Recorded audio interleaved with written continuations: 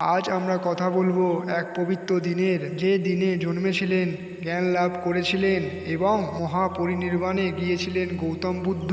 বুদ্ধ পূর্ণিমা শুধু বুদ্ধ ধর্মাবলীদের জন্য নয়, বরং সারা বিশ্বে শান্তিপ্রেমীদের জন্য এক বিশেষ দিন। জানুন এই দিনে কি করবেন, কিভাবে পালন করবেন এই ব্রত। গৌতম পূর্ণিমা হলো বৈশাখী পূর্ণিমা। আজকের দিনে গৌতম বুদ্ধ জন্মগ্রহণ করেন লুম্বিনীতে। পরে এই দিনে তিনি গয়া বুদ্ধি গাছের তলায় সিদ্ধিলাভ করেন এবং কুশীনগরে পরিনির্বাণের জন্য যান। তাই এই দিনটি ত্রিবিধ মহৎ ঘটনার প্রতীক। এই দিনে সকালে উঠে স্নান করে পরিষ্কার বস্ত্র পরিধান করুন। বুদ্ধ মূর্তি বা বোধি গাছের নিচে প্রদীপ জ্বালিয়ে বুদ্ধের ধ্যান করুন। ধূপ দ্বীপ ফল ও ফুল নিবেদন করুন। বুদ্ধং শরণং গচ্ছামি এই মন্ত্র উচ্চারণ করুন। কিছুক্ষণ উপবাস পালন করার পর নিরামিষ আহার গ্রহণ করুন। গরিবদের মধ্যে খাবার ও বস্ত্র দান করুন। 5 শীল গ্রহণ, সত্য বলা, প্রাণী হিংসা না করা, চুরি না করা, ব্যভিচার না করা ও মদ্যপান না করা, অহিংসা ও করুণা চর্চা, ধ্যান পঠন পাঠন ও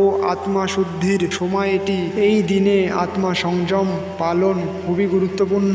বুদ্ধের শিক্ষা আমাদের শেখায় মধ্য মার্গ, সংযম ও অনিত্যতার উপলব্ধি। তার বাণী ছিল অত্যাহি অত্যান্ন নাথ, নিজেই নিজের পথদর্শক। এই দিনটি আমাদের আত্মবিশ্লেষণের সময়। আসুন আজকের দিনে আমরা প্রতিজ্ঞা করি শান্তি, সহানুভূতি ও প্রজ্ঞার পথে হাঁটব।